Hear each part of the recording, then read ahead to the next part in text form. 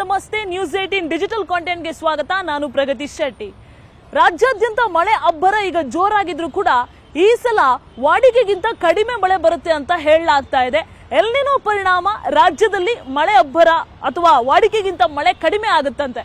ಹಾಗಾದ್ರೆ ಎಲ್ನಿನೋ ಅಂದ್ರೆ ಏನು, ಇದು ಯಾವ ರೀತಿಯಾಗಿ ಎಫೆಕ್ಟ್ ಆಗುತ್ತೆ, ಈ ಎಲ್ಲ ವಿಚಾರವನ್ನ ಇವತ್ತಿನ ಈ ವಿಡಿಯೋದಲ್ಲಿ ನಾನು ನಿಮ್ಗೆ ಹೇಳ್ತಾ ಹೋಗ್ತೀನಿ, ಕೇಳಿ.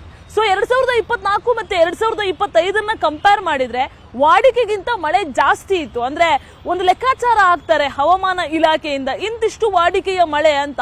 ಅಂದ್ರೆ ಕಳೆದ ಕೆಲವು ವರ್ಷಗಳು ಎಷ್ಟು ಮಳೆ ಬಿದ್ದಿರುತ್ತೆ ಅದರ ಆಧಾರದ ಮೇಲೆ ವಾಡಿಕೆಯ ಮಳೆಯನ್ನ ಲೆಕ್ಕಾಚಾರ ಹಾಕ್ತಾರೆ. ಒಂದು 30 ವರ್ಷದಲ್ಲಿ ಬಿದ್ದಿರುವಂತಹ ಮಳೆಯನ್ನ ಪರಿಗಣನೆ ಮಾಡಿ ಅದೇ ರೀತಿಯಾಗಿ ಕಂಪೇರ್ ಮಾಡಿದಾಗ 2024 ಮತ್ತೆ 2025 ಮಳೆ ಅಬ್ಬರ ಜಾಸ್ತಿ ಇರುತ್ತೆ.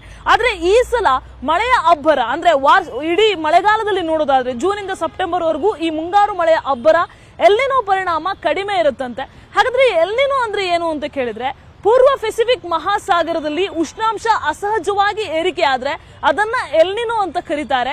ಇದರ ಪರಿಣಾಮ ಸೌತ್ ಅಮೆರಿಕಾದಲ್ಲಿ ಮಳೆ ಜಾಸ್ತಿ ಆಗುತ್ತೆ, ಭಾರತದಲ್ಲಿ ಮಳೆಯ ಪ್ರಮಾಣ ಕಡಿಮೆ ಆಗುತ್ತೆ. ಹೀಗೆ ಮಳೆ ಕಡಿಮೆ ಆಗಿರೋದ್ರಿಂದ ಕೃಷಿ ಚಟುವಟಿಕೆಯ ಮೇಲೆ ಎಫೆಕ್ಟ್ ಆಗುತ್ತೆ, ಬೇರೆ ಬೇರೆ ವಲಯಗಳ ಮೇಲೆ ಪರಿಣಾಮ ಬೀರುತ್ತೆ, ಕುಡಿಯುವ ನೀರಿಗೆ ಸಮಸ್ಯೆ ಆಗುತ್ತೆ, ನೀರಿಗಾಗಿ ಹಾಹಾಕಾರ ಉಂಟಾಗಬಹುದು. ಅಂದ್ರೆ ಓವರ್ ಆಲ್ ಮಳೆ ಬರುವಂತಹ ಪರ್ಸೆಂಟೇಜ್ ಕಡಿಮೆ ಆಗ್ತಾ ಹೋಗುತ್ತೆ. ಸಾಕಷ್ಟು ವಲಯಗಳ ಮೇಲೆ ಇದು ಎಫೆಕ್ಟ್ ಆಗ್ತಾ ಹೋಗುತ್ತೆ. ಮೈನ್ ಆಗಿ ಕೃಷಿ ಚಟುವಟಿಕೆಗೆ ಸಮಸ್ಯೆ ಆಗುತ್ತೆ. ಮಳೆಯನ್ನ ನಂಬಿಕೊಂಡೇ ಒಂದಷ್ಟು ಕೃಷಿ ಇರ್ತಾವೆ, ಆ ಎಲ್ಲ ಕೃಷಿಗಳ ಮೇಲೂ ಕೂಡ ಇದು ಪರಿಣಾಮ ಬೀರುವಂತಹ ಸಾಧ್ಯತೆ ಇದೆ. ಬೆಂಗಳೂರಿನಲ್ಲೂ ಕೂಡ ಇದು ಪರಿಣಾಮ ಬೀರುತ್ತೆ. ಇನ್ನು ಅಂತರ್ಜಲ ಮಟ್ಟ ಕುಸಿತ ಹೋಗುವಂತಹ ಸಾಧ್ಯತೆ ಇರುತ್ತೆ. ಬೋರ್ವೆಲ್ ನ ನೀರು ಕೂಡ ಬರೋದಕ್ಕೆ ಸ್ವಲ್ಪ ಕಡಿಮೆ ಆಗುವಂತಹ ಸಾಧ್ಯತೆ ಇರುತ್ತೆ. ಎಲ್ಲಿನೋ ಪರಿಣಾಮದಿಂದ ಜನಜೀವನದ ಮೇಲೆ ಏನೋ ಸಮಸ್ಯೆ ಆಗುತ್ತೆ. ಜೊತೆಗೆ ಅತಿಯಾದಂತಹ ಬಿಸಿ ಗಾಳಿ ಮುಂದಿನ ದಿನದಲ್ಲಿ ಬೀಸುವಂತಹ ಸಾಧ್ಯತೆ ಇರುತ್ತೆ. ಶೆಕೆ ಜಾಸ್ತಿ ಆಗುವಂತಹ ಸಾಧ್ಯತೆ ಇರುತ್ತೆ.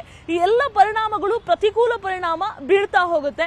ಸೊ ಈ ರೀತಿಯಾಗಿ ಆಗ್ಬಾರ್ದಾಗಿತ್ತು. 2024-25 ಅಲ್ಲಿ ವಾಡಿಕೆಗಿಂತ ಮಳೆ ಜಾಸ್ತಿ ಇತ್ತು, ಬಟ್ ಈ ಸಲ ಮಳೆ ಕಡಿಮೆ ಆದ್ರೆ ಬೇರೆ ಬೇರೆ ರೀತಿಯಾದಂತಹ ಪ್ರಾಬ್ಲಮ್ಸ್ ಆಗುತ್ತೆ. ಈಗಾಗಲೇ ರಾಜ್ಯದಲ್ಲಿ ಮುಂಗಾರು ಆರಂಭ ಆಗಿದೆ, ಕರಾವಳಿ ಭಾಗದಲ್ಲಿ ಮಳೆ ಅಬ್ಬರ ಜೋರಾಗಿದೆ. ಇನ್ನು ಜೂನ್ 12ನೇ ತಾರೀಕಿನವರೆಗೂ ಕೂಡ ಮಳೆ ಬರುವಂತಹ ಸಾಧ್ಯತೆ ಇದೆ. ಈ ಹೊತ್ತಲ್ಲೇ ಈ ವರ್ಷ ಕೃಷಿ ಮಾಡುವವರು ಆದಷ್ಟು ಜಾಗ್ರತೆ ವಹಿಸೋದು ಒಳ್ಳೆಯದು.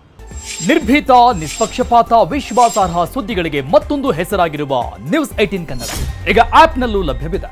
ದಯವಿಟ್ಟು ಇಲ್ಲಿರುವ QR ಕೋಡ್ ಸ್ಕ್ಯಾನ್ ಮಾಡಿಕೊಂಡು ಆಪ್ ಡೌನ್ಲೋಡ್ ಮಾಡೋದನ್ನ ಮರಿಬೇಡಿ. ನಿಮ್ಮ ಬೆಂಬಲ ಹೀಗೆ ಸದಾ ನಮ್ಮೊಂದಿಗಿರಲಿ. ಧನ್ಯವಾದ.